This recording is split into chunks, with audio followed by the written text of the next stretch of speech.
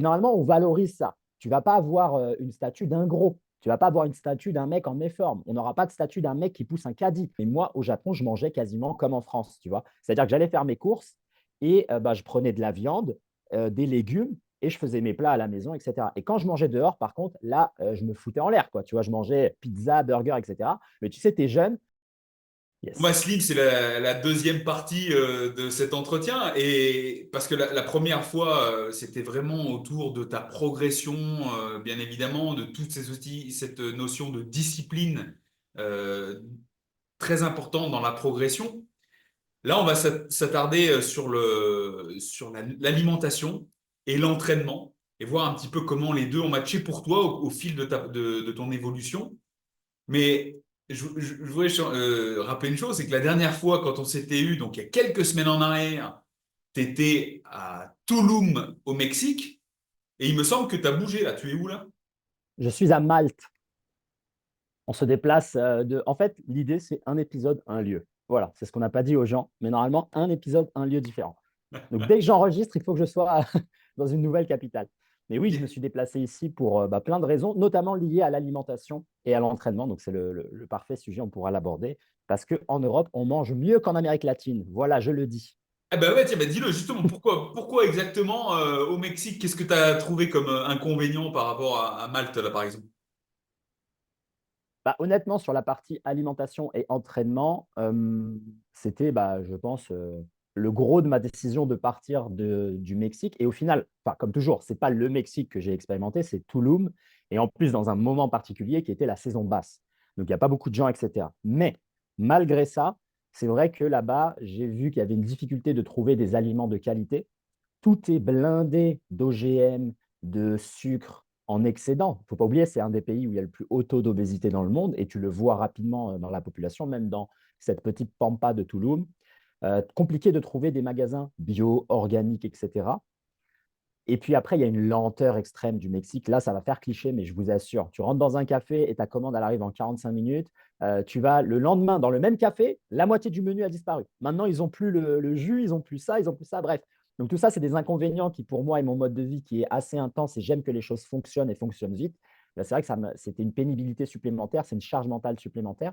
Et puis après, au niveau des entraînements, le lieu où j'étais, en tout cas, ben, j'avais accès qu'à des salles de fitness qui, moi, ça ne me gêne pas. Tu vois, je peux me débrouiller un peu partout. Moi, je peux m'entraîner au poids du corps, etc. J'ai suffisamment de connaissances pour faire un peu ma sauce malgré les équipements. Tu vois, j'en ai pas besoin. Mais c'est aussi le côté, bah, la population aussi qui s'entraîne. C'est vraiment du débutant, du lambda, de la méforme. Donc, moi, ce n'est pas les endroits où j'aime traîner. Même dans le cas où je m'entraîne pas pour une compétition ou pas pour quoi que ce soit, comme c'est le cas depuis voilà, ces 2 ou 3 dernières années, et ben, j'aime bien être aussi dans des environnements où il y a un peu des gens costauds, ça y va, il y a des compétiteurs, tu vois. Et donc, j'aime bien trouver une salle de CrossFit, par exemple, parce que généralement, enfin, souvent, tu as des mecs un peu énervés là-bas, salle d'arts martiaux, des lieux comme ça. Et c'est vrai que là, à Toulouse, en tout cas, donc pas au Mexique, à Toulouse, il n'y avait pas ça. Et puis, la propreté de la salle. Moi, au bout d'un moment, là, je commence à un peu saturer, tu vois, des lieux où, comme quand on était un peu plus jeune, on allait en Thaïlande et tout. Moi, j'ai vécu cette vie-là. C'est pour ça que je ne suis pas quelqu'un qui vient, on va dire, depuis sa tour d'argent en disant non, moi, j'aime bien que ça soit propre, etc. Mais moi, j'ai déjà vécu cette vie-là. J'ai déjà vécu 3 ans en Thaïlande, à vivre dans les bungalows, les boui à m'entraîner dans des tatamis dégueulasses avec l'élite du Muay Thai, etc. Avec, tu sais, tu as des staffs, tu as des boutons de l'enfer, tu as des eczémas, tu as des trucs, j'ai tout eu.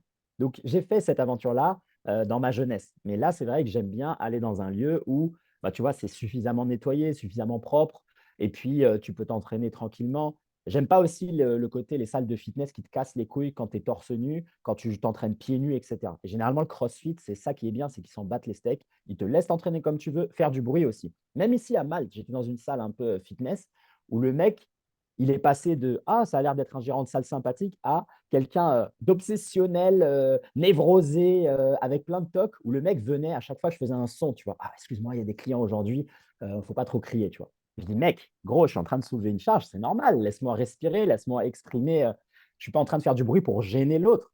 Donc, tu vois, c'est un peu des contextes en termes d'entraînement physique et d'accès à la nourriture qui, à Toulouse, n'étaient pas fameux. À Malte, c'est un peu mieux, même si je te disais que voilà, j'ai eu quand même des petites aventures là dans cette salle.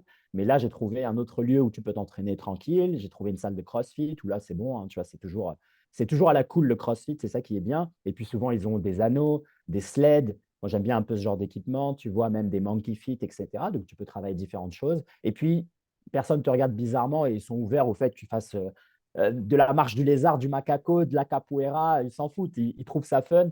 C'est des gens généralement très positifs et enthousiastes et curieux. Après, il y a ça aussi dans les salles de musculation, hein, je ne veux pas dire. Mais voilà. Et après, au niveau de la nourriture, bah, évidemment, la Méditerranée fait que tu as accès à une alimentation avec des produits locaux, beaucoup plus, avec moins de pesticides, moins d'OGM, même si en France, on en a plein, tu vois. Mais je crois déjà, par exemple, en France, il y a des règles. Tu ne peux pas envoyer du spray sur les pommes au-dessus de 20 ou 25. Bon, c'est déjà catastrophique, je le sais, mais c'est mieux qu'au Mexique, mec. Au Mexique, pour te dire, la bouffe, tu vas dans un supermarché, il y a 3 rayons de chips. Pas un, il y en a 3. Ensuite, toutes les boissons, elles sont sucrées. Toutes, il n'y a pas un truc sans sucre. Et sur les paquets, un peu comme nous, ce qu'on fait sur les paquets de cigarettes où il y a marqué fumer tu, eux, sur les paquets, ils mettent ceci contient un excédent de sodium et un excédent de X. C'est écrit sur la devanture. Comme ça, un peu, ils se dédouanent, ils se déresponsabilisent. Et après, c'est que des trucs de l'enfer. En gros, quand tu vas dans un supermarché et que tu vois que les couleurs des aliments sont des couleurs que tu n'as pas dans la nature, c'est que tu sais que tu vas t'envoyer un truc là. euh, Ils vont te refaire la vidange avec ça, mec, tu vas ressortir un légume. Donc, automatiquement, tu ne peux pas bien manger. Et donc, voilà un peu cette aventure sur l'entraînement et l'alimentation au Mexique et le retour en Europe qui fait du bien. Mais ce que tu dis là, toi, sur ce que tu as pu voir au Mexique, je l'avais vu quand j'y suis allé les 2 fois. Ah ouais, c'est dingue, hein.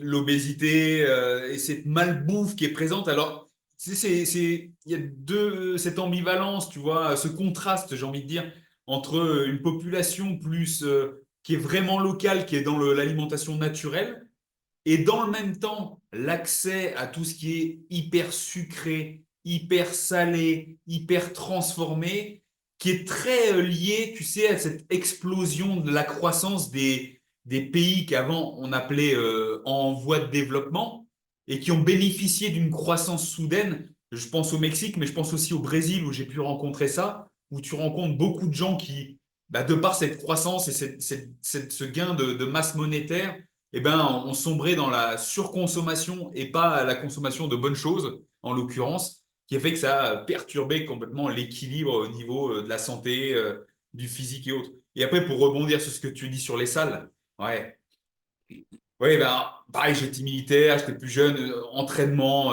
dans des coins dégueulasses, tu dors en vrac n'importe où. Et c'est vrai que quand on vieillit un peu et qu'on gagne des fois un peu mieux sa vie, on s'embourgeoise un peu. Et ça, Oui. je le reconnais. Pleinement assumé. Voilà, on l'assume. Mais dans le même temps, on a aussi cette aseptisation générale de la population. Tu vois, ça n'est pas que nous qui, en vieillissant, nous embourgeoisons. J'ai l'impression qu'aussi la population générale, donc même jeune, ne tolère même pas un grain de poussière, un grognement, un C'est coup de ça. froid, un coup de chaud. On le voit avec les infos, tu vois. Attention, bah, c'est l'été, il fait chaud. Bah ouais, bah, c'est l'été, quoi. Tu vois ce que je veux dire, quoi. Il fait froid. Oui, bah, c'est l'hiver, il fait froid, comme mon con, quoi. Et on en est là. Exactement. Et tu cries un peu trop fort, ça va pas. Tu dis rien, t'es trop timide. Enfin bref, il faut juste être dans cette foutue moyenne, dans le troupeau, quoi. Mais bon, bref, je sais que C'est toi, ça, t'es mais pas c'est vraiment terrible. toi non plus. Ah bah oui, non, mais c'est terrible, c'est terrible. Et c'est ça qui est dommage, c'est que avant, toi et moi, je pense, à l'époque, on a grandi, même si on a un écart d'âge, toi et moi, au final, c'est à peu près la même génération. Et je pense que toi, tu as bénéficié de cette approche peut-être plus que moi. Nous, moi, quand j'étais petit, on nous disait, regarde l'élite, regarde les meilleurs et essaye de viser ces gens-là. Essaye d'atteindre leur niveau et de les dépasser. Moi, j'ai grandi comme ça. On te disait, regarde le classement, regarde qui est premier et va essayer de taper cette position, va essayer de gagner à sa place. Et donc, moi, j'ai jamais regardé toutes les personnes qui étaient à mon niveau ou derrière moi. J'en ai jamais eu rien à faire. Je voulais toujours le mec qui est devant moi. Et donc, je me suis orienté, et je pense beaucoup de personnes dans mon enfance, tu vois, ne serait-ce qu'au foot. On avait 3 entraînements par semaine et le match le dimanche. Tu devais gagner ta place chaque dimanche. Voilà. Ce n'est pas garanti que tu sois dans l'équipe 1. Il y a l'équipe A, l'équipe B. Et nous, à coup de guerre psychologique, eh ben, on se clashait, on se taquinait tout le temps. Ah, tu as fini en équipe B. Ah, mais toi, tu es un gars de l'équipe B, ne me touche pas, j'ai pas envie de ta malédiction, etc., etc. On jouait de ça.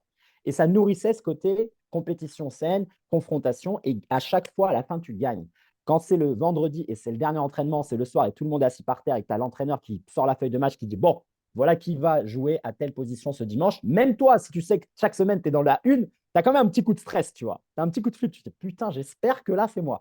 Et ça, c'était cool et c'était sain. Et là, aujourd'hui, pour aller dans ton sens, ça, maintenant, on essaye de le réduire, de le diminuer, d'arrondir les coins de ces gens-là, alors que pour moi, on est quand même héritier d'une civilisation helléno-chrétienne, on a l'Empire grec, romain, etc., où il y a des Achilles, des Hercules, des Hector, des princes de Troie, etc., où c'est ça, normalement, les modèles d'hommes vertueux, d'hommes solides, d'hommes qui est courageux, qui brave le danger, qui va affronter ses peurs, etc. Ça, c'est tous les mythes fondateurs qui sont censés nous conditionner notre état d'esprit, notre relation au monde, à l'effort, au travail, à la vertu, à la religion, aux femmes, etc. Et normalement, on valorise ça. Tu ne vas pas avoir une statue d'un gros. Tu ne vas pas avoir une statue d'un mec en méforme. On n'aura pas de statue d'un mec qui pousse un caddie. On n'aura que des statues de l'élite, de l'Olympe. En ce moment, c'est les Jeux Olympiques. Tu regardes quoi? Tu regardes l'élite de l'élite de l'élite. Tu regardes des mecs qui lancent des javelots, des gars qui sprintent en moins de 10 secondes. C'est ça qu'on veut voir. Et c'est ça qu'on admire. Et c'est ça qui nous pousse à devenir des meilleures créatures. Et là, tu es dans une génération où dès que toi t'exprimes la moindre once d'agressivité, de compétitivité, de violence, d'excellence, on te dit calmos, calmos, parce que tu vas déranger le binoclard à côté de toi qui, lui, n'a pas la même opportunité. Mais tant pis pour lui. Normalement, c'est lui qui vient vers moi, pas moi qui viens vers lui. Et puis, c'est tout.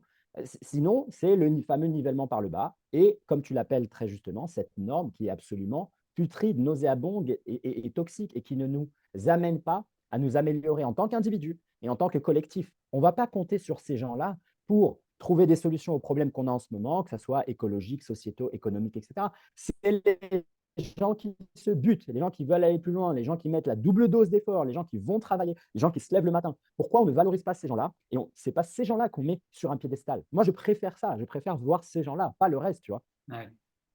Je, Terrible, je vais encore parler un petit peu sur ce sujet-là parce que je l'ai vécu ce week-end. Ce week-end, je viens de faire un triathlon comme d'habitude. et d'ailleurs, je suis très content, j'ai bien performé, tu vois. Trop Euh, bien. et le triathlon, on va dire que c'est, tu sais, le mot à la mode, inclusif. Tu vois, Aïe, il faut que personne se sente un peu oppressé et autres. Et donc, eh ben, pour te dire, euh, il n'y a pas de médaille. Il n'y a pas de oh médaille. l'enfer. Il n'y a pas de médaille pour voilà, ils font peut-être un petit podium, mais ils ne vont pas mettre en avant les champions, tu vois. Ils ne vont pas glorifier le champion, alors que tu vois, on vient Ouais, quand même pour ça. Et il y a une course pour tous, tu vois, découverte. Et on peut se dire, OK, ben, malgré le fait que ce soit découverte, il y en a peut-être, toi, les trois premiers se sortent les doigts du cul et finissent sur le podium, tu vois. Et ben, même ça, le podium est tiré au sort parmi tous les participants. quelle Et horreur. ça me donne envie de vomir. Ça me donne envie de vomir, tu vois. Et pour ne pas offusquer les gens, ils vont pas non plus donner le temps des meilleurs. Ils vont C'est tirer au terrible. sort pour citer au micro Jacqueline Michaud qui a fait 3h30, bah, tu vois, pour que tout le monde se sente voilà, sur le même pied d'égalité. Alors, c'est bien beau l'égalité, mais comment veux-tu tirer une société vers le haut? On en est là encore. C'est clair. Nivellement par le bas. Nivellement par le bas. Mais Voilà. 100%. Et non, mais je suis Vas-y. tout à fait d'accord. Je vais rebondir là-dessus parce que oui, comme tu l'as dit, c'est bien beau l'égalité, mais elle n'existe pas. Il n'y a pas d'égalité. On n'est pas égaux. Si lui, il fait 2,6 m et il fait 110 kilos, comment un mec d'1,75 m en face de lui va faire de la compétition au basketball? Ben non, mais c'est pour ça que lui va être à la NBA et l'autre, eh ben, il n'a qu'à regarder l'équitation ou il n'a qu'à regarder la lutte. Il peut se débrouiller en lutte avec un petit poids, une petite taille.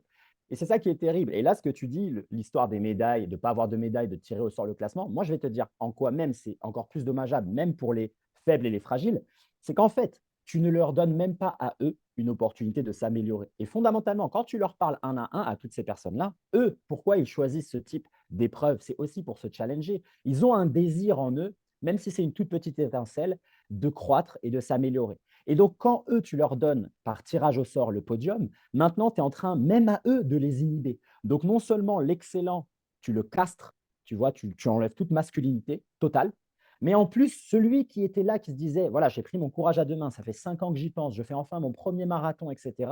Je me suis entraîné avec mes petits moyens, je sors peut-être d'une blessure ou d'une épreuve ou de la sédentarité. Voilà, j'ai enfin vaincu cette peur-là, j'ose le faire.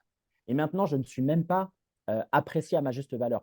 Pour lui dire qu'il n'a pas été bon, ça lui donne aussi l'occasion de lui dire, OK, voilà tout ce qu'il y a à améliorer, et tu l'enclenches maintenant dans un processus de croissance.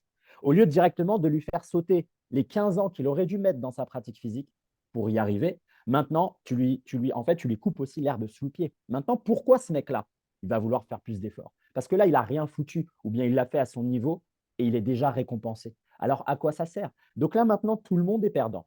L'excellent, le talentueux, le virtuose et aussi le médiocre qui veut s'améliorer, le faible, le fragile, la personne qui veut sortir de sa zone de confort.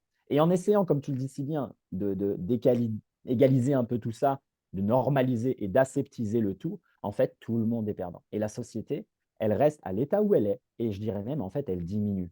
Le taux vibratoire diminue. Personne n'aspire à plus rien, personne n'a d'ambition, personne ne veut évoluer et changer. Et donc, c'est comme ça que tu tues une population. C'est aussi simple que ça. Et c'est Ouais. pour ça que la compétition, les amis, si vous y allez, et allez-y pour gagner, allez-y pour des médailles, allez-y pour la gloire, allez-y pour le podium. Il n'y a rien de plus jouissif que d'être sur un podium et de savoir que parmi 20, 100, 200 compétiteurs, c'est toi qui as gagné. Et ça ne va pas faire gonfler ta tête comme une montgolfière. Ça ne fait rien du tout. Bah, tu es content, tu as ta médaille, tu salues, tu as le respect et tu dis, OK, bah, maintenant, prochaine compétition et on recommence à zéro. Et comme pour tout le monde. Mais au moins, pendant une microseconde, tu as une sensation d'accomplissement et surtout, tu es fier d'avoir fini. C'est beaucoup plus simple. Toi, tu le sais, hein, tu as gagné des compétitions aussi, tu en as perdu tout comme moi. Moi, j'ai perdu des tonnes et des tonnes de fois, gagné quelques fois. Et bien, à chaque fois, tu te dis, enfin, j'ai fini la boucle en fait. C'est vraiment juste pour terminer. Tu dis, j'ai commencé, je ne me suis pas trahi, je suis allé au bout et en plus, c'était mon jour. Tu vois, et nous, c'est ce qu'on dit dans les sports de combat, comme tu le sais. Tu n'as jamais vaincu le mec. C'est juste qu'aujourd'hui, c'était ton jour. Le lendemain, tu peux t'entraîner et combattre avec lui et il va te fumer. Donc, il faut Voilà. être super humble aussi avec la victoire. Donc là, c'est pareil avec les performances. Même les plus grands champions savent qu'ils arrivent médaille d'or aujourd'hui, ils savent que c'était leur jour. C'est tout. C'était écrit, mais qu'ils ne sont pas là à dominer, etc. C'est rare, ces gens-là, et ces gens-là, tu les vois sur 30, 40 ans, tu vois. Mais voilà, il n'y a, que du bon à la compétition, il n'y a que du bon au classement, il n'y a que du bon à vraiment aller avec une intention de gagner, dominer, s'accomplir, finir. T'as tout dit là-dessus. T'as tout dit là-dessus. Slim, je voudrais qu'on change de sujet, qu'on parle un peu plus alimentation, nutrition. Let's go. Parce que, ben, bon, moi, voilà, on se connaît depuis un certain temps. Moi, j'écoute tes podcasts aussi depuis des années. Et je sais que tu as eu un parcours alimentaire aussi très expérimental, tout comme moi, hein. On ne se permet de parler que de choses qu'on a testées. Et toi, c'est ça aussi, on ne s'invente pas, on teste avant de pouvoir parler. Et je sais que tu es passé partout. Tu es passé par du vegan, tu es passé par du carnivore, du cétogène, du... Voilà. J'aimerais que tu nous expliques euh, justement cette progression par quoi t'es passé, dans quel ordre, qu'est-ce qui a motivé ces choix, à partir de, disons, à partir du moment où t'as quitté le domicile familial. Waouh, une longue question. Ah ouais, Alors, toute mon aventure avec l'alimentation et ce qui a motivé les choix. Alors, avant de te donner l'ordre, je vais te donner déjà les différents paramètres que j'utilise généralement pour ces choix-là, qu'il s'agisse de la nutrition, l'alimentation ou bien même les pratiques physiques. C'est toujours dans un souci de performance.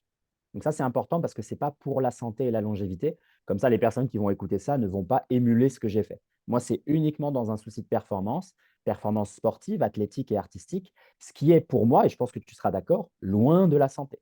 Tu on est vois, d'accord. voilà. S'entraîner 2 fois par jour, 3 heures, faire des compétitions où tu vas t'arracher le crâne, ce n'est pas la santé ni la longévité. Voilà, je le confirme, si vous écoutez, s'entraîner pour la performance, s'entraîner beaucoup d'heures par jour régulièrement, voilà, c'est pas bon pour la santé forcément sur le long terme. Exactement. Donc voilà, ça c'est le postulat de base qu'il faut bien comprendre. Et donc, après, on va dire 22, 23 ans d'alimentation, on va dire classique, normale. euh, donc moi, j'ai été nourri avec des repas français et des repas aussi nord-africains. Donc dans le nord-africain, il y avait des plats égyptiens d'un côté et des plats tunisiens. Dans les plats égyptiens, c'est là où très tôt j'ai été soumis à des choses qui, j'y suis revenu très tard dans ma vie, mais c'était, tu vois, les organes, etc. Très, très tôt, tu vois, tout ce qui est organes, fruits de mer, etc. Et après, bref, histoire familiale, je ne suis plus en contact avec le padré. Donc ça disparaît de ma vie et j'ai que l'alimentation française et tunisienne, et donc qui est très riche, on va dire, en huile d'olive, de la viande tous les jours. Mais il y a aussi, tu vois, des frites, il y a du riz, il y a des pâtes, etc. C'est un peu l'alimentation, tu sais, méditerranéenne. Il y a du pain, il y a du fromage aussi, beaucoup, etc. Donc, je vis comme ça jusqu'à aller vivre au Japon à 21, 22 ans, où là, je passe 2 années non-stop au Japon. Et c'est là où je ne modifie pas en fait cette alimentation bizarrement. Tu vois, je ne suis pas du tout passé à je vais manger des ramen, etc. C'est étrange quand je le raconte, mais moi, au Japon, je mangeais quasiment comme en France, tu vois. C'est-à-dire que j'allais faire mes courses et bah, je prenais de la viande, des légumes et je faisais mes plats à la maison, etc. Et quand je mangeais dehors, par contre, là, je me foutais en l'air, quoi. Tu vois, je mangeais pizza, burger, etc. Mais tu sais, tu es jeune, j'étais boxeur, je bossais dans une entreprise, je bossais en tant que freelance, je faisais la fête 3, 4 fois par semaine. J'avais tellement une dépense d'énergie que moi, je m'en foutais. Et puis surtout, je n'avais pas de connaissances. Moi, le seul lien que je connaissais à l'époque, c'est calories in, calories out, quoi. Donc, je me dis, bah, vas-y, il faut que je remette de la bouffe, quoi, dans la machine. Mais je n'avais pas de conscience sur la qualité. Et c'est à l'âge de 24 ans, quand j'ai déménagé en Thaïlande et que je me suis mis au Muay Thai et que j'ai rencontré la movement culture de Ido Portal, que là, le sujet de l'alimentation est rentré dans ma vie. Et donc là, à partir de ce moment-là, j'ai été en contact pendant plusieurs années de quasiment tout. D'abord, une alimentation, on va dire, végétarienne, puis végane, puis carnivore strict, puis cétogène, puis animal-based. Donc ça, c'est depuis, on va dire, 2017 jusqu'à 2024. C'est toute cette exposition que j'ai faite. Et je l'ai faite dans l'ordre, avec la partie d'abord végétale. Donc, je suis parti dans végétarien pendant ma première année de Muay Thai. Ensuite, vegan, que j'ai tenu un peu plus d'1 an et demi, presque 2 ans. Et à partir de ce moment-là, donc tu vois, c'est déjà ces deux expériences, il ne faut pas oublier, elles sont dans le contexte du Muay Thai. Donc c'est un sport explosif, 2 entraînements par jour, des combats. En plus, en Thaïlande, donc tu as accès aussi à plein de fruits, de légumes différents. C'est beaucoup plus facile d'avoir cette approche un peu plus végétarienne et après même vegan, parce que aussi c'est tendance là-bas. Il y a beaucoup, tu sais, de l'univers du crossfit, du paléo, du machin. Donc en vrai, tu peux faire ta bouffe comme tu le veux, comme tu le sens, etc. Donc, tu as accès à tout, tous les légumes, tous les fruits, etc. Donc, je pense que dans ce contexte-là, plus la chaleur, la bonne humeur, le fait de vivre la vie comme je veux, eh ben, je pense que les répercussions négatives, elles sont décalées, en fait. Tu ne les as pas immédiatement. Je les ai eues quand même au bout d'1 an et demi, qui était notamment 1 an et demi de vegan, qui était, tu vois, perte de libido, inflammation récurrente, des blessures qui ne guérissent pas et pas vite, tu vois. Et c'est là où j'arrive à Bali en 2021 et bah, c'est le Covid, etc. Et là, je vais m'entraîner à Nirvana Strength. Et c'est là où je rencontre, tu vois, Nicolas De Paoli, Amine Berradi, bah, Pierre Dufraisse aussi, mais qui venait de partir, Nicolas Mercadier. Et après, toute la clique, Devin Kelly.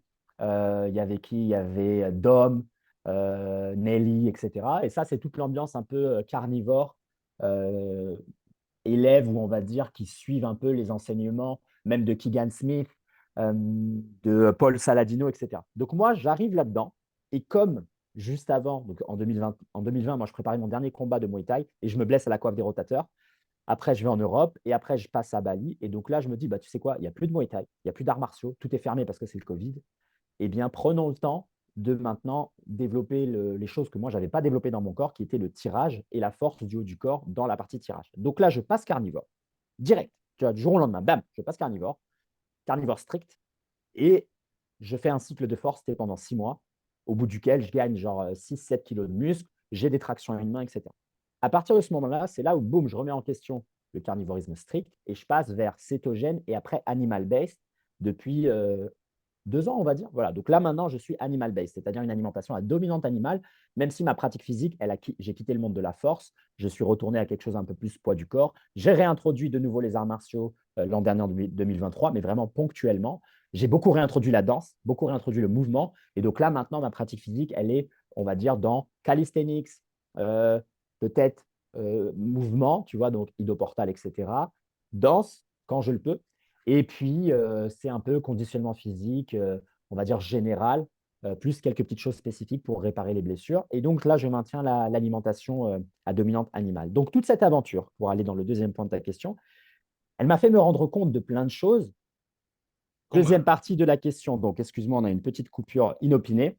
Donc ça, c'est un peu l'aspect, ce que j'ai enchaîné dans quel ordre. Et comme je te disais, j'ai toujours soumis ces expériences à une pratique physique intense, pour certains aussi extrême, et aussi, il ne faut pas l'oublier, un environnement particulier.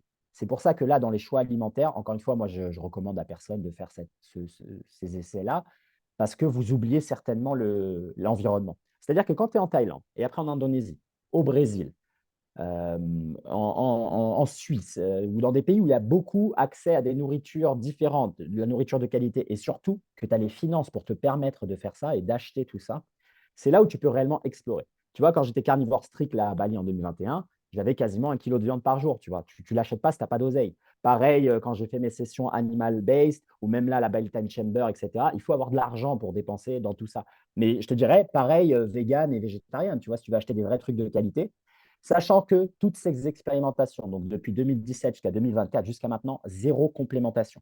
Zéro complément alimentaire, zéro supplément, zéro chose. Donc même la partie vegan, non, je n'avais pas la B12, etc. Donc moi, ce que j'ai fait, en fait, c'est j'expérimente.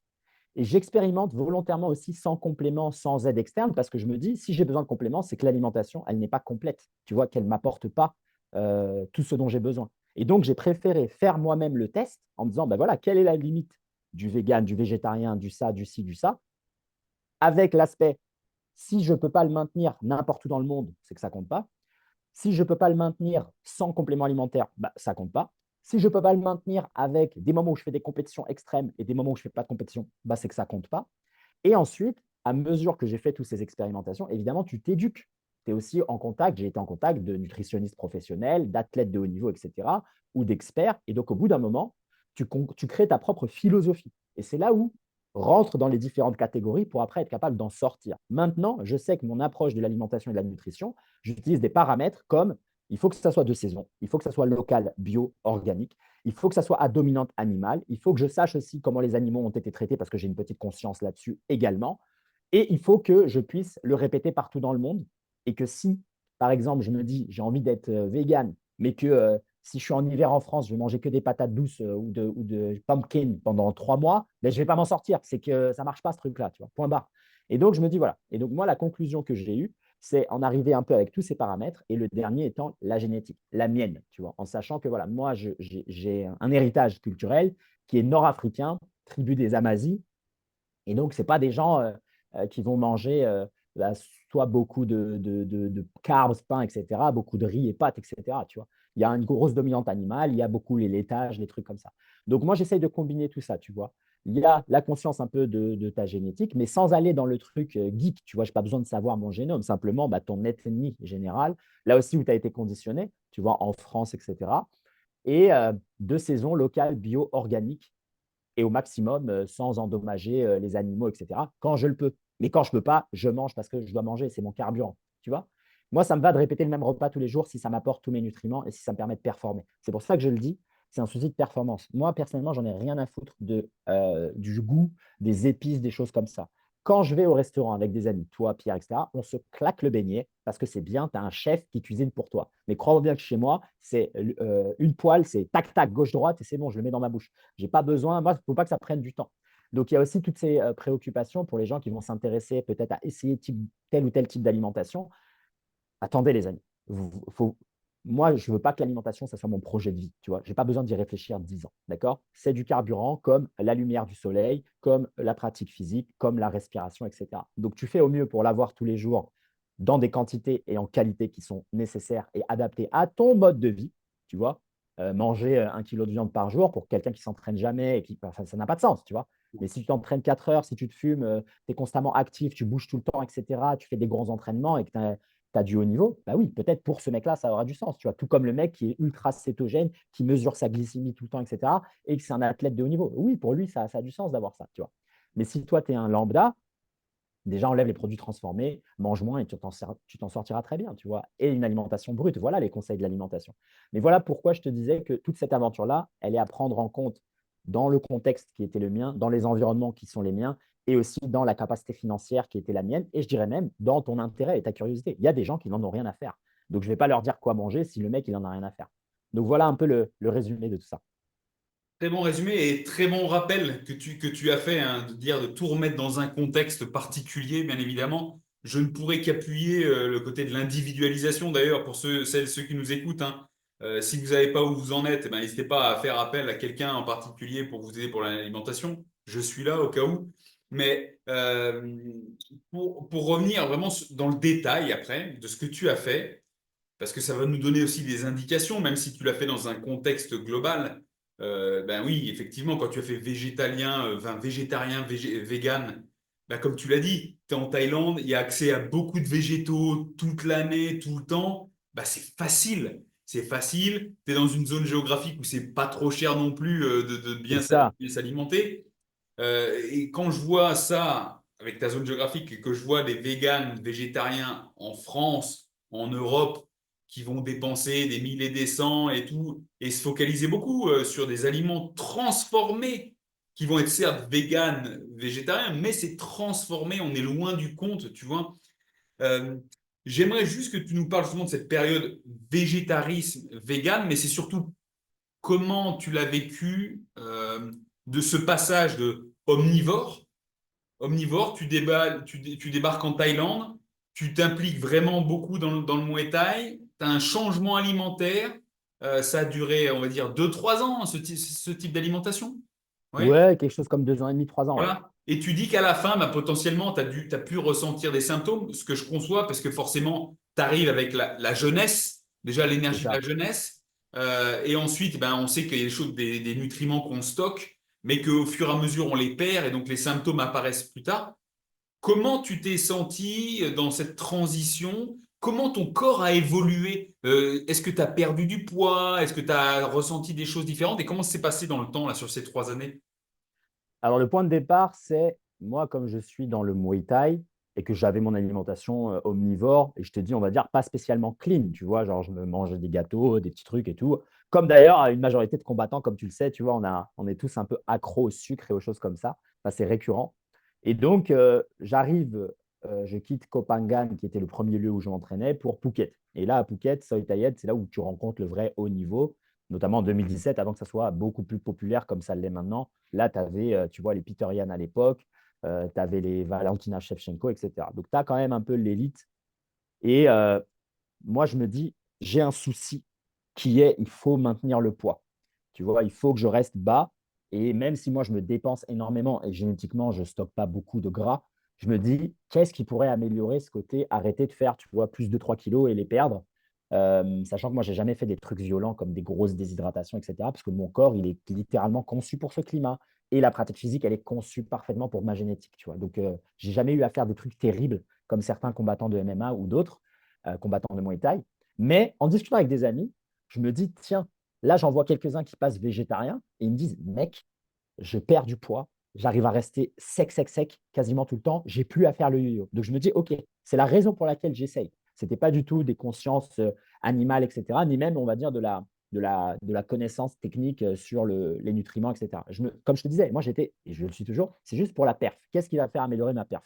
Là, tu es en train de me dire qu'en mangeant ça, j'ai plus à galérer avec le poids, etc. Bon, bah, je teste. Comme tu l'as dit, c'est ultra facile en Thaïlande, ultra peu cher, etc. Et en plus, ça te permet de manger des quantités. Tu as 3 4 plats devant toi, donc tu as l'impression que tu manges beaucoup, tu vois. Et pour des gourmands, bah, tu dis, bon, allez, let's go. Donc, je fais ça. Et c'est après que bah, là, je vois qu'il y a des premiers effets où j'arrive à maintenir le poids facilement, etc. Mais pourquoi? C'est parce qu'avant, j'avais une alimentation de merde, en fait. Tu vois ce que je veux dire? C'est Eh que oui. n'importe qui passe d'un omnivorisme sale à du végétarien ou du vegan, dans les 6 premiers mois, tu vas avoir que des bienfaits. Pourquoi? Mais c'est parce que ce que tu mangeais avant, c'était mauvais. Donc, tu parles d'un état dégradé à un état simplement moins dégradé. Mais ça ne veut pas dire que ton alimentation, elle est riche, elle a une densité nutritionnelle et que tu as une capacité d'absorption et que tu as tous tes besoins couverts. C'est simplement le contraste, la comparaison par rapport à avant. N'importe qui mange des chips et des pizzas et des burgers tous les jours, passe à un régime 100% constitué d'une banane et d'une cacahuète par jour, va perdre du poids, va se sentir nerveusement bien pendant un temps. Et c'est après que le corps va commencer à dire, OK, maintenant, je ne peux plus compenser pour ce que tu me mets dans le corps. Ce que tu me mets dans le corps, objectivement, eh bien, ce n'est pas qualitatif et il manque des nutriments. Tu vas 4 ou 5 fois aux toilettes, il y a un problème. Et donc, je t'ai dit, c'est au bout de peut-être 1 an et demi de vegan que je me dis, putain, là, qu'est-ce qui se passe? J'ai plus de libido. Moi, c'était le premier truc, c'était la libido, tu vois. C'était d'un coup, et en plus, j'avais une partenaire à l'époque et tout, et d'un coup, je me dis, putain, hey, j'ai plus d'énergie sexuelle, tu vois. Et aussi, le deuxième élément, c'était le matin, je me réveillais, tu sais, avec un peu l'esprit brouillé, tu vois, foggy. Je me disais, si j'ai pas un café le matin, je peux pas fonctionner, tu vois. Genre vraiment, j'avais pas les idées claires. Mais c'est bien plus tard que j'ai compris qu'il y avait un effet et que ça venait de l'alimentation. Et voilà, tu avances, quoi. Tu avances dans ton expérimentation et tu apprends sur le tas. Mais au moins, tu es pollué par l'idéologie de personne. Et donc, c'est pour ça que moi, changer d'alimentation, ça me prend 1 seconde. Je ne suis pas en train de me dire, je remets tout en question. Mais non, ça me prend 5 secondes. Je me dis, hey, mec, ça ne marche pas de libido, machin. Tu passes 2 jours à manger des steaks, boum, tu te réveilles comme quand tu avais 12 ans et 13 ans. Bon, bah, c'est que ça marche. Et puis d'un coup, tu as la clarté, tu n'as plus besoin de café. Bon, bah, c'est que ça marche. Point barre. Tu vois, j'ai pas besoin de toute ta science de trois geeks avec un ventre énorme qui me racontent des trucs sur la nutrition. Je vais dire, mec, le jour où tu me sortiras 10 burpees, j'écouterai tes conseils nutritionnels. Pour l'instant, passe ton chemin, ça ne marche pas avec moi. Bref, et donc, c'est là où je me dis, OK, libido, clarté d'esprit, et après, je te dis les blessures à répétition, tu vois. À ce moment-là, j'étais plus en. Enfin, je t'ai dit, 2020, c'était la dernière compétition que je préparais. Et je me dis, putain, mais c'est bizarre, j'ai quand même des pincements dans des tendons. Mais qu'est-ce qui se passe, tu vois? Et ça m'a pris du temps. Mais après, dès que je me suis dit, putain, mais c'est que c'est forcément la bouffe. Parce que je dors bien, j'ai une relation amoureuse cool, j'ai un cercle social positif, je suis dans des lieux absolument incroyables, je vis une vie de dingue que tout le monde rêve d'avoir. Je me dis, c'est pas ça, c'est pas le stress, c'est pas ces choses-là. Bah, c'est qu'il reste que la bouffe. Je change la bouffe, mais mec, au bout d'une semaine, on dirait que mon corps, d'un coup, il était comme ça et il voulait regonfler. Brrr, je te jure, en 4 semaines, j'ai pris genre 5 kilos de muscle. Ça m'a pris 4 semaines. Bam, je suis arrivé, je fais, ah ouais, mais en fait, c'est ça, en fait. À 27, 28 ans, tu dois faire 80 kilos, en fait, tu vois. Tu fais 1,82 m, c'est pas possible que tu maintiennes ton poids que tu faisais quand tu avais 21 ans et que tu étais en compète de boxe à 72 kilos. Tu vois, jusqu'à mes 27 ans, je maintenais 75 kilos, tu vois. Alors que j'ai une pratique de malade et tout. Là, d'un coup, 4 semaines, boum, j'arrive, je suis à 80 kilos. Alors que j'avais jamais réussi à prendre du poids. Je me disais, c'est impossible pour moi. Je me disais, putain, mais mec, moi, j'arrive jamais à dépasser 75 kilos. Au point où je me rappelle d'un combat de boxe où la veille, j'avais mangé 2 pizzas pour que sur la balance, je fasse 74. Et le lendemain, quand je me suis réveillé, je faisais 72. Et je me suis dit, là, je vais me faire déboîter par le mec. Il a 2 kilos de plus, il va me casser en deux. Alors non, au final, non, j'ai gagné au point. Mais moi, j'avais cette contrainte. Je me disais, putain, mais comment je passe super moyen, tu vois. J'étais que en poids moyen. Et au Muay Thai, c'était pareil. Je ne pouvais pas dépasser de toute façon 75. Et même quand on me mettait dans des combats à 77, je mangeais du riz, quoi, tu vois, pour la peser. Et après, bon, bah, ça allait. Et je n'avais pas compris. Je me disais, non, mais c'est moi, c'est génétiquement, je suis comme ça, blablabla. Tu vois, je n'avais pas de connaissances. Et là, d'un coup, boum, je switch, boum, j'arrive à 80 kilos, mais facile. Et depuis, tu vois, je suis à 80, 82, tu vois. Donc, facile à maintenir, etc. Parce qu'en fait, j'ai enfin mon apport, etc., etc. Et donc, voilà, donc d'abord, la partie maintenir le poids, c'est ça qui m'a fait passer végétarien. Ensuite, vegan, bah, pourquoi pas pousser l'extrême, tu vois. Ensuite, c'est libido, clarté et inflammation qui me font passer carnivore strict. Donc là, je passe carnivore. Et aussi, comme toujours, l'environnement, hein. Tu sais, quand tu es autour de personnes qui sont comme ça, bah, toi aussi, tu émules. Donc moi, je suis avec les Nico, les machins, les Amine et tout, bah, on se régale, tu vois. Thomas et tout, des gros nageurs qui passent leur temps à manger, tu sais, même de la primale. Ah oui, j'ai fait la primale aussi, tu sais, manger cru. Tu Ouais. vois, même manger les organes crus, cervelet, testicules, etc. Tu vois, tu testes à balle et tu es qu'avec des mecs avec de la grosse barbaque et tout le monde fait des tractions à une main. Tu dis, bon, c'est nous ou c'est pas nous, tu vois, une C'est grosse ça. barbe et tout, la pilosité, les ongles, les cheveux poussent. Tu dis, c'est terrible. La peau, elle est nickel. Tu as l'impression que tu rajeunis de 10 ans. Tu dis, wow, tu n'as plus les yeux creusés et tout. Tu dis, c'est incroyable. Et après ça, je me dis, OK, par contre, c'est pas maintenable si je me déplace, etc. Donc, je vais passer un peu à du animal-based, tu vois, ou genre juste la dominante animale, mais j'avais envie de réintroduire les fruits et quelques légumes. Voilà, tu vois. Et puis, je voulais plus maintenir aussi une forme de cétose parce que je voulais, bah, tu sais, j'étais avec une copine et puis des fois, tu vois, tu as envie de manger des petites glaces, des petits popcorn, etc., aller au cinéma. Donc, et puis à chaque fois que je revenais en France, moi, de toute façon, j'arrive chez ma maman une semaine, déjà, il y a des croissants qui arrivent tous les jours. Donc, automatiquement, on lâche prise, on mange les bons plats tunisiens et on ne se prend pas la tête. Donc, c'est ça aussi ce qu'il faut rappeler, c'est que nous, on est des partisans du volume et on fait ça sur des années. Comme on l'a dit dans le premier épisode, tu ne vas pas nous parler de sport parce qu'en fait, nous, on a tellement fait de sport qu'au final, même maintenant, si je veux, je m'arrête un mois, il ne va rien se passer. Là où quelqu'un qui n'a pas ce niveau de discipline pendant des années ne peut pas se le permettre. Mais nous, on peut se permettre. Moi, je peux me permettre 2 pizzas par jour pendant un mois. Garanti, je serai toujours à 9% de body fat. Et que si j'enlève les pizzas, je retourne à mon 7-8% et je suis dans l'élite des corps. Mais pourquoi? Comme tu l'as dit, c'est parce que vous, ça fait tellement de décennies que nous, c'est facile de revenir à une discipline en un instant. Tu vois. Donc, c'est pour ça que ce n'est pas ce que je recommande. Et donc, les personnes, tu vois, qui font un peu leur cheminement d'alimentation, nutrition, c'est souvent pour la perte de poids et ils se disent, OK, bah, quand est-ce que je mets mon cheat meal? Mec, mets pas de cheat meal, mec. Apprends à vraiment manger clean et change ton identité vis-à-vis de l'alimentation. Nous, on ne veut pas de cheat meal. On n'a pas de cheat meal. Déjà, cheat, le mot tricher, moi, je ne le veux pas dans mon Non. vocabulaire. Je ne veux pas d'intention tricher. Non, je veux respect et estime de moi-même et discipline et devenir un homme encore plus vertueux. Donc, il y a pas de tricherie, tu vois. C'est si je mange des croissants et tout, c'est parce que j'ai envie de manger des croissants. C'est pas de la triche, tu vois. Donc, bref, enlever tous ces concepts à la con. Et bref, pour le carnivore, donc oui, c'est la partie force, l'environnement. Et après, animal-based, c'est aussi avec plus de connaissances, tu vois. Donc, je me suis renseigné beaucoup. Après, même sur les liens à l'écologie, l'alimentation ancestrale, la partie carnivore, tu vois, avec tout ce qui est Paul Saladino, etc. Et la génétique, tu vois, en me disant, bah, OK, mais moi, mes ancêtres, ils mangeaient quoi? Comment ça se passe, etc. Et donc là, j'en arrive à, pour moi, dominante animale, pour ma pratique. Je le vois, comme toujours, Déjà à mes selles, une fois par jour, clean, pas 4 fois comme avant ou 3 fois, etc. Même si ça peut changer quand je suis surcaféiné. Et puis la qualité de la peau, la pousse des ongles, des cheveux, de la barbe, qualité de la récupération évidemment après l'entraînement et qualité de la récupération quand tu as des petites inflammations, petites blessures, tu vois. Donc ça, c'est très important, même si encore une fois, c'est dépendant d'autres paramètres comme le stress, le sommeil. Mais voilà un peu l'aventure et voilà le pourquoi j'ai switché et où est-ce que j'en suis maintenant. Tu l'as tout dit, tu as vraiment bien balayé l'ensemble. Et dans le même temps, tu as souligné des facteurs essentiels, on va dire symptomatiques, c'est la qualité de ta digestion et des selles.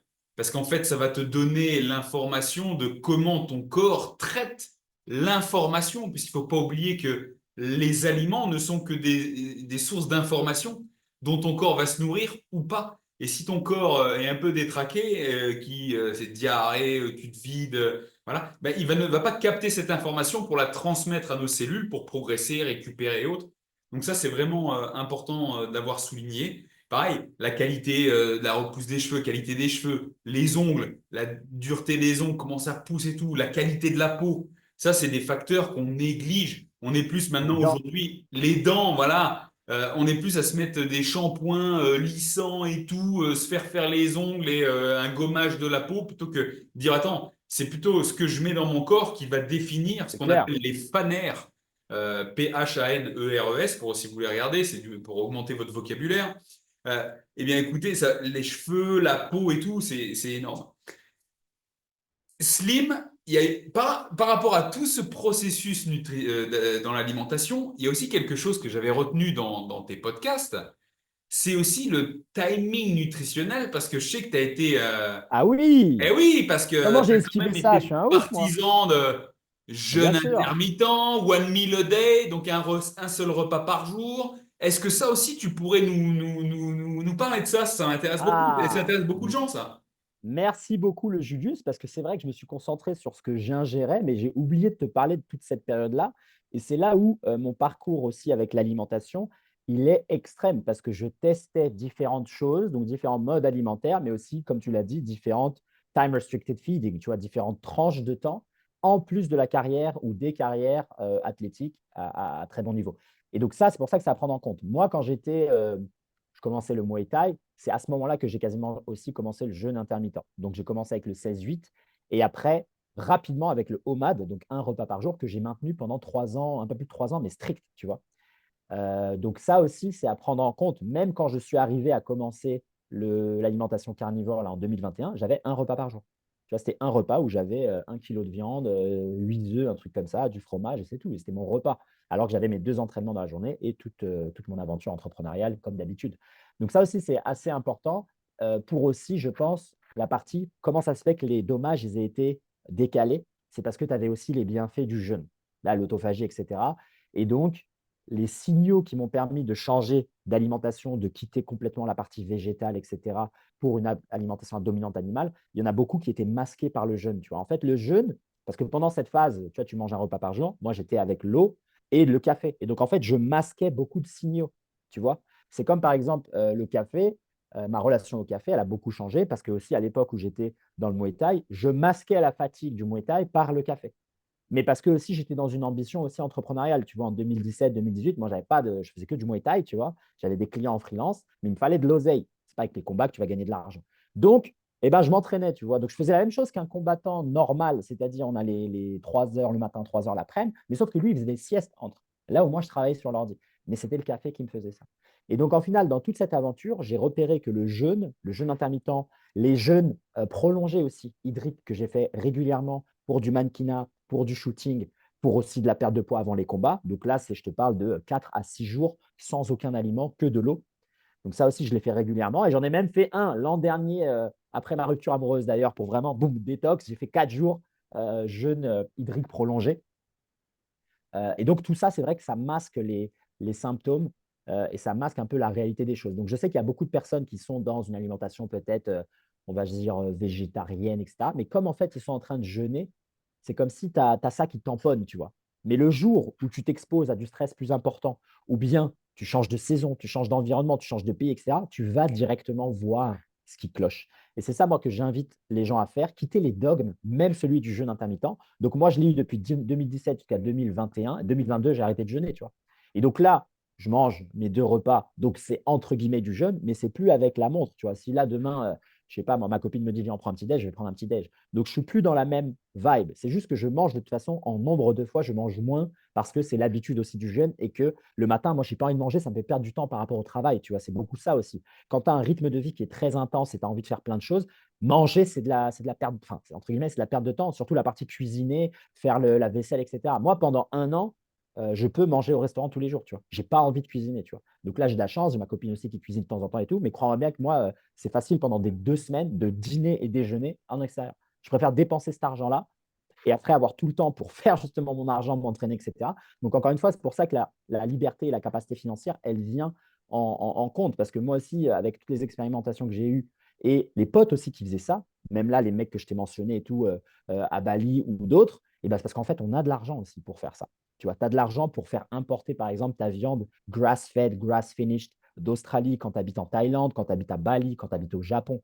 Mais si tu n'as pas ça, tu n'as pas ça. Pareil pour le mec qui est ici en France, qui peut se permettre d'avoir des kilos de viande locale de l'éleveur du coin transportés chez lui en stock, en stock, en stock, avec les organes, etc. Même s'ils sont peu chers, les organes, ce n'est pas la possibilité de tout le monde. Tu vois, quand tu as des 30 kilos le bœuf bien, on va dire, bien élevé à l'herbe, etc., pas tout le monde peut se payer un truc à 30, 35 kilos, 40 kilos, 40 euros, tu vois, le kilo. Donc, c'est compliqué, tu vois. Donc, c'est pour ça que ça aussi, c'est à prendre en compte. Et donc, le jeûne, oui, pendant un temps, ça m'a servi, c'était cool. Toujours dans l'aspect performance, c'était super. L'aspect aussi, comme je te disais, lifestyle, tu vois, le fait de ne pas manger et avoir un peu cette clarté d'esprit quand tu ne manges pas et tu as faim, quoi. Tu as l'impression que tu es plus alerte. Ça aussi, c'était sympa d'expérimenter. Je pratique, ou je dirais, ça me va de faire au moins une fois dans l'année, tu sais, un jeûne prolongé sur plusieurs jours. C'est toujours fun, ne serait-ce que pour la partie aspect mental, bien plus que pour la partie, on va dire, effet bénéfique. Moi, ce que je pense, c'est qu'un mec qui mange bien et qui mange de la qualité, une haute densité nutritionnelle, qui a un bon système digestif où il peut digérer et bien s'alimenter, il n'a pas besoin de jeûner, ce mec-là. Tu n'as pas besoin de faire des jeûnes intermittents, tu n'as pas besoin de faire des jeûnes prolongés, tu n'as pas besoin de cet outil-là quand ce que tu mets dans ton corps, c'est bon. Pareil avec le mec qui s'entraîne bien, etc. Pour moi, tu n'as ni besoin de massage, ni de kiné, ni d'ostéo, ni de chiro, etc. En vrai, si tu t'entraînes bien correctement et que tu es mobile et que tu as une pratique qui te nourrit, les tissus conjonctifs et que ça, moi, je n'ai jamais mis les pieds de ma vie chez un kiné, chez un ostéo, et je déteste les massages. Donc, crois-moi bien, ben non, mais tu t'entraînes bien, tu es souple toute l'année, il n'y a pas de nœud dans le corps, tu vois, parce qu'en fait, tu t'entraînes bien. Donc, c'est pareil, en fait. Si tu as une qualité alimentaire et digestive, une qualité dans ton entraînement physique, dans ta pratique, c'est l'art d'être soi-même et d'habiter son corps. Eh bien, tu n'as pas besoin des outils externes. Tu en as besoin de zéro, tu vois. Et occasionnellement, la médecine allopathique peut t'aider quand tu as un accident, c'est tout. Tu vois, si tu as un méga mal de crâne et tout et que ça fait 2 jours que tu luttes, ok, prends-toi un Doliprane, tu vois. Mais en dehors de ça, non, tu n'as pas besoin. Tu vois, tu n'as pas besoin. Et c'est ça l'avantage ou l'intérêt de pousser ces expérimentations dans l'alimentation et dans l'entraînement physique, c'est de reprendre la souveraineté totale sur ton être. Tu dépends de personne, peu importe les conditions. Tu vois, quand tu es en manque de sommeil, toi et moi, on peut gérer cette situation. On ne va pas péter des câbles et tout, comme n'importe quelle personne qui, un jour dans leur vie, ils ont 6 heures de sommeil au lieu de 8 heures, et là, ça y est, boum, tout part en sucette, ils s'énervent contre tout le monde, etc. Mais t'imagines le manque de contrôle sur tes émotions et ton stress parce que tu t'es jamais exposé à des choses comme ça. Pareil, les gens qui disent ah, moi, je ne peux pas m'en sortir dans la journée si je ne mange pas le matin. Mais c'est terrible de dire ça, mais tu es d'une fragilité extrême. Tu vois, si tu n'étais pas dans une société moderne où on te donne tout, mais crois-moi bien que tu serais bouffé par un pigeon. T'imagines, ton prédateur, c'est le pigeon. Non, mais laisse tomber, c'est terrible. Et c'est pour ça que ça a un intérêt de s'exposer aussi, tu vois, aux jeunes à différents types d'alimentation pour renforcer sa capacité mentale, sa connexion corps-esprit pour vraiment dompter et dominer ses pensées. Et encore une fois, rappel de nos aînés, de nos ancêtres et de ceux qu'on valorisait et qu'on mettait sur un piédestal à l'époque, tous ces demi-dieux et ces grandes figures grecques, eh bien, c'est ce qu'ils avaient, la dominion sur le corps. La lutte, la gymnastique, l'alimentation et l'esthétique du corps pour dominer le corps. L'entraînement physique et l'alimentation, c'est du carburant pour ton esprit. C'est pas juste avoir un corps esthétique pour avoir un corps esthétique. Mais non, c'est pour être plus stoïque, plus calme, plus serein, avoir une meilleure capacité à prendre des décisions, être un meilleur père, un meilleur frère, un meilleur fils, être capable d'être une personne sur qui on peut compter, qui est responsable, qui ne va pas péter un câble dans je sais pas, un embouteillage, etc. Tu imagines la quantité de personnes qui ont des crises de nerfs et des crises. Comment c'est possible? Mais c'est parce que tu es complètement déconnecté. Ton système digestif, ton système hormonal, ton système nerveux, etc. Et ça, les amis, c'est la seule justification pour laquelle il faut s'entraîner, il faut bien manger, il faut bien dormir, il faut s'intéresser à tout ça. On ne pouvait pas faire plus belle conclusion, mon Slim. Franch- Franchement, beaucoup. Belge! Belge! Slim, franchement, je veux dire, merci pour ce partage, sur tous les sujets, hein, bien évidemment. Dans le premier entretien, on avait évoqué, pour finir, on avait évoqué que tu faisais des accompagnements pour les gens qui voulaient se lancer en entrepreneuriat et tout. Vraiment, tu es à fond dedans et on l'entend bien. Entre le premier épisode et aujourd'hui, tu t'es de retour sur Instagram avec Movers. Est-ce que tu peux nous en dire un petit peu plus pour savoir comment ça se passe et toujours comment servir d'Instagram pour avoir accès à toi? Bah, c'est intéressant que tu mentionnes ça parce que je pense justement offrir quelque chose de légèrement différent par rapport aux autres entrepreneurs qui aident les entrepreneurs en devenir. C'est que moi, je mets une emphase sur le corps. Il y a une partie de mon accompagnement entrepreneurial qui est le développement du corps. Je ne te laisse pas commencer ton aventure dans créer du contenu, faire des ventes, etc. si justement tu n'as pas un corps sur lequel tu peux compter. Et c'est dans ces rendez-vous hebdomadaires, ces coachings de groupe, que là, on va parler d'alimentation, de sommeil, d'entraînement physique, de mobilité, de mouvement, de renforcement. Et donc, il y a même des personnes, tu vois, c'est marrant, hein, on avait des gens qui étaient justement pro-vegan, végétal, etc. Et au bout de quelques semaines dans l'accompagnement, on remis de la viande, pas sous mon impulsion, simplement au fait d'essayer. Tu vois, ils ont commencé à casser certaines barrières. Ils se sont rendus compte que parfois, ils sont dans des idéologies. Et on en a d'autres qui sont restés végétariens, encore une fois. L'idée, ce n'est pas de convertir personne à quoi que ce soit, mais simplement de partager aussi ses connaissances avec justement cette bienveillance et cette ouverture d'esprit.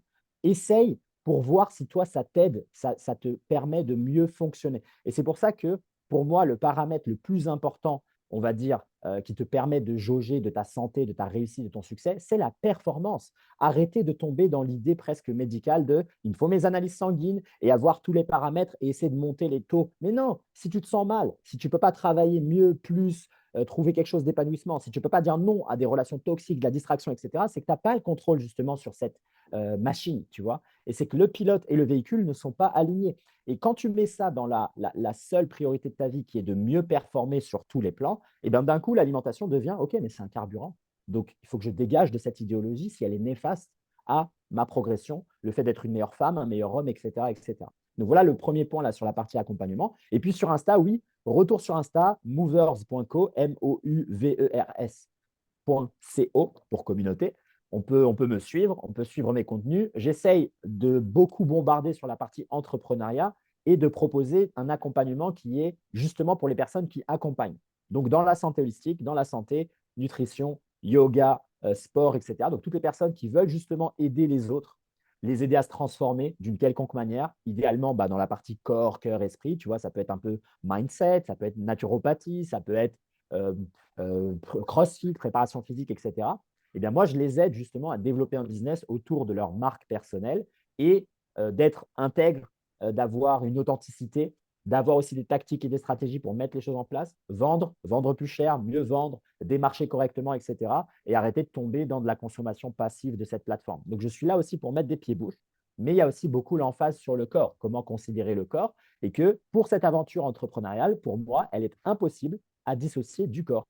Je ne vois pas, et c'est d'ailleurs une critique que j'ai, la plupart des entrepreneurs, entre guillemets, à succès en France, ils ont des corps absolument immondes.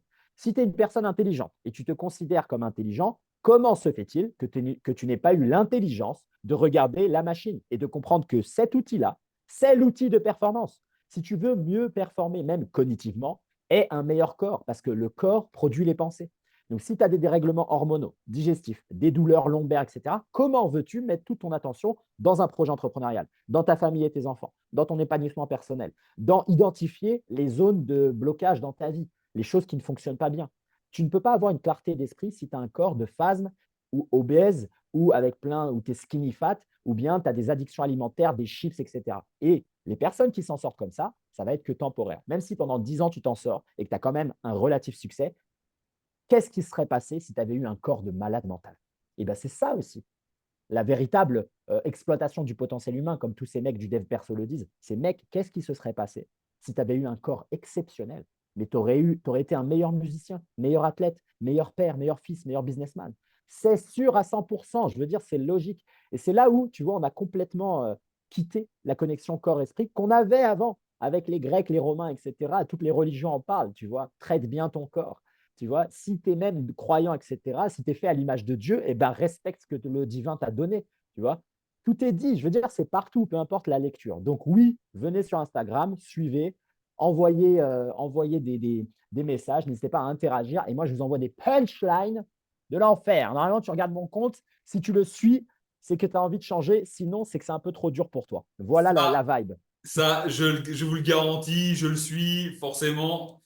C'est de la bombe. De toute façon, on mettra le lien pour accéder à ton Instagram juste en dessous de la vidéo. Je vous invite vraiment à aller là-dessus. Dans tous les cas, merci de nous avoir suivis jusqu'au bout de l'entretien. Merci. N'oublie pas de liker, partager à toutes les personnes qui ont besoin d'entendre ce que Slim a dit. Franchement, partagez ce message. Vous lui donnerez un bon coup de main. Dans tous les cas, je vous dis à la prochaine. Slim, merci. On se voit en vrai bientôt. Ah oui, À la prochaine. ciao, Pardon. ciao. Oh